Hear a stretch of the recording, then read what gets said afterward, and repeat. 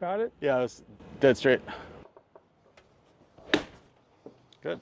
I'm here with Lee Dietrich and Duarte, where we're doing this video about the knuckle flow. The last time we did the video about knuckle flow, it was very popular, and people naturally were asking, well, what about for driver? What are some of the differences with doing this and using driverly that might be a consideration, or is it exactly the same, or what do you think? It's not the same because the release point's different. We can bring the hands down in front of us a little bit and still get it square. With the driver, that has to be released almost right out of the top as you come down. Oh, okay. So if you hold it too long, it'll launch too low. Yeah, that's why people don't get down enough. The club stays like this instead of feeling the club.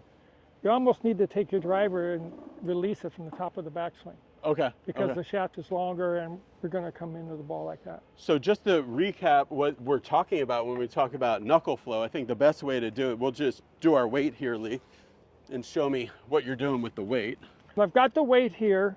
It's parallel to my target line. I'm going to move it back, keeping it relatively parallel to my body now. So the center here is matching my chest. Yeah. And as I go through, and when I get right about just a little bit about waist high, then what I'm doing is I'm letting the right arm come under and supinate. The left hand is staying where it is coming to there, and now I'm coming back. I'm not. What I don't want to do is I don't want to do it out like this. Right, right. So I'm going to go back. Now this comes this way, and now what I'm doing is more circular. I don't want to feel this come across. I want to feel this motion be circular. It looks kind of funky, but that's when my motion's coming around. Go back with both hands on there. Mm-hmm. Oh, both hands, yeah. Yeah. So you're here. What you would tend to do is go here, and then you would move everything out. Oh, okay. I would have you go there and bring everything under. Right. Let me do it with the club, and then I'll do it with this with the gem. Yeah. So if I'm here, club goes back. I right now let the club head center of mass move and come behind me. Now I'm coming into the ball, and now what I want to do is that club is moving out as my body's moving around, and it keeps on going. And what we found out that we've worked with this, we had the gem, which was a real popular training aid, and what people didn't want to do is they didn't want it to wobble in their hands whenever they went through. Well, if I set the gem up the way they talk about and take it back, keeping the face relatively square, and then let the club kind of do the little teardrop behind me, where this is where Brendan calls this knuckles down, where we get the right wrist bent. Now I'm coming into the ball. If I go like this, it moves. But if I stay here and let that do that same motion, there's my motion into the ball. Now I can let my hands release. So I'm not holding on like this, because that would move my arc out away from me. I'm bringing the club down to P6, and now I'm working myself around, so the club is moving around in a circle, and I'm going to let this release around me. Yeah, so to get this moving so it doesn't wobble, normally people would go get this bar like that, and then that, and then you have to do something to, so we're saying, no, keep this contained, and then that way. Now go back and do that again. Go back and do it slow. So you come on down, there's your motion back, and you're here, you're back to P6. Mm-hmm. Now you're going around, and the club head's going out, the body's going around, and you can let the club come through like that. All right, I'll swing you kind of a little faster, see if it wobbles. No, it's good. Quiet. Yeah. That was the best one, good. That third one. So with driver Lee, I'm just going to not hold this as deep. I can more let it free release. Is that right? Yeah, just let it go.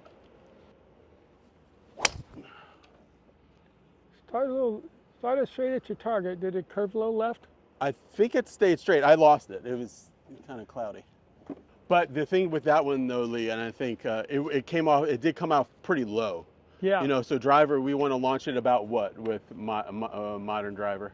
It's probably going to go somewhere between 11, 12, 13 degrees. Yeah. So maybe 17. The number that comes to mind is they want to get everything around 17. So, okay, that was about 8. So retaining the depth, doing the knuckle flow, send it out there. That was good. That one started right on line. Okay, so the difference with driver, Lee, is we don't want to get quite as deep, is that right? And as much angle as Yeah, you're super gonna, late. this is gonna go here, and as you come down, this elbow is gonna open up, and that'll open things up. You can get your wedge into here and get it square, but if you try to get that way with your driver, it's tough. You Okay. don't, most people don't have enough, or they're gonna have to use their forearms more than we'd like in order to square the face up. I want this starting at the 200 and fading off of that just a bit. I can't see it at all. That was in the heel though. Oh, straight, just like healing it.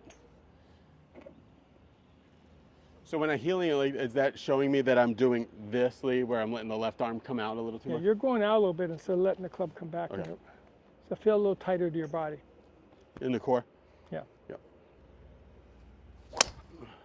Better? Oh, it was great. Yeah, it was great. Do one thing though, just to show you this. Just for maybe for our friends, set up to that ball for a minute. Yeah. If you set up with this in the middle of the face, Uh-huh. with the club on the ground, and you hit the ball, you're going to hit it on the heel. Oh, okay. If you want to put the club on the ground, it should be on the toe, or hover the ball above the, or hover it right this way. So, but if you set it this way and come through, because you're not going to be back on the mat, you want to get it up here. That's why. Gotcha. That's why it's on the heel. That's why you're feeling it there. So on the toe more, then hover to the center and go back. Yeah.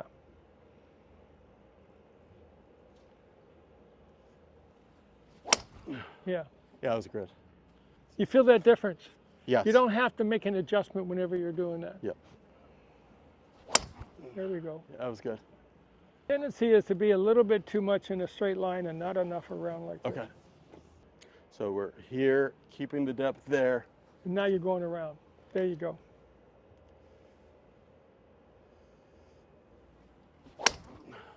Got it? Yeah, it was dead straight.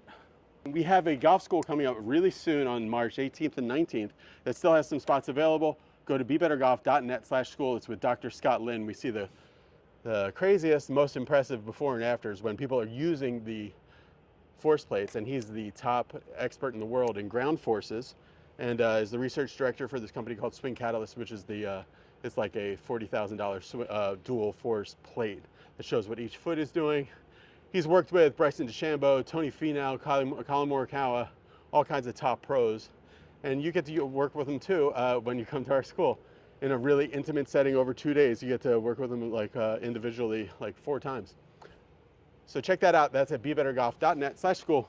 See ya. Bye. But the thing that I've seen because I've done golf schools with probably 6 or 7 different people as like the feature coach that I bring up. But the thing that translates across all different swing philosophies or whatever is if we can get people better at hitting shots from just about like where you bend to where you bend, and then you could have any philosophy that goes along with that, they get a lot better. So I wanted to kind of bring our 2 sides of the school together, because usually Lee or Eric or Milo, whoever is running that part of it, is doing that, and then you're doing the ground forces. So when you see players hit like little shots, you know, is it dramatically different, the pattern they use for their little shots as opposed to their full swing shots? No, obviously if you're trying to chip it or do something different in terms of the launch, but if you want to try everything the same, I think it's almost just a mini version of the big thing, right? Yeah. So if you want to be more rotational in that little shot, be more rotational. If you want to be more lateral in that little shot, be more lateral. Or so I think it's, and this is a good learning strategy, is to take a big movement and to shrink it down to something smaller and less speed, just to try to get the feel for it. So that'd be something I'd be interested to measure this coming camp, is get people to do their little swings once they get efficient at it, and then we'll do the big swings and then come back to little swings and see if we can match those patterns just at a smaller level. I think that would make a lot of sense. Okay, so we're going to do that because we did a video earlier that was popular, that was on the channel before, where we were talking about the step drills. And because I've gone full force into step drills for so long, now we have a little bit different version of a step drill that's more for somebody that is aspiring to be a little bit more rotational. Yeah. So rather than the traditional step drill I learned from Dr. Kwan would be feet fist apart, started out here and you go step, step, swing. Rather than that, I think, Scott, our version of it would be feet about where they would be, and you're starting out here with the hips rotated, and you go rotate, rotate, swing. Yeah. So the rotation force is still ahead of the club swishing, Yeah. but we're not getting as drifty. As side to side, yeah. So Okay. that you think more of like a Matt Wolf kind of trigger rather than a, you know. So what we're going to do is we're going to try. Can you do a free capture? Yeah. Oh yeah, because I'm going to try to do that with just making an air swing. Okay. Okay. Okay.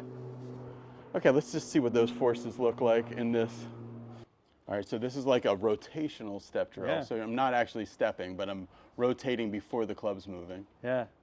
So the torque value is good. Like you got 91% torque, which That's is crazy kinda, because or that was 90, such a soft little swing, Sure. but that's as much as I got as before. much as you got before. Ever, yeah. Now the pressure shift part we kind of lost there, because you'll see you're like 95, but that's the step part because you actually lift 1 foot up. So Right. when you lift 1 foot up, you're getting Almost almost all 100% my way. Yeah, right. into the trail side. So Yeah. you lose the pressure shift part of it, but you get the torque part of it, which is good.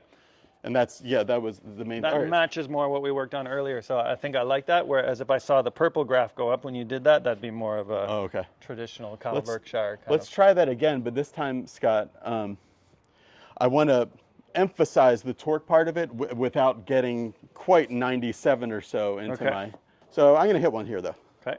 And so I want it to go torque, torque, torque. Actually, that's wrong. Torque. There you You go. got to stay a little more centered. Okay.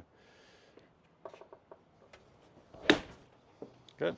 And I would have scolded somebody at our school for hitting it that hard, but it's really hard to contain yourself. It felt great though. Yeah. Okay. So good. You got way more torque than we even had previously. That was 100. That's basically the most I've ever had. Yeah. And I did it on a waist-to-waist swing. Sure. And you got about 85. So I'm at 87. So you got a little Pretty too close, much torque, but still, or too within much pressure 5% shift. of what I target.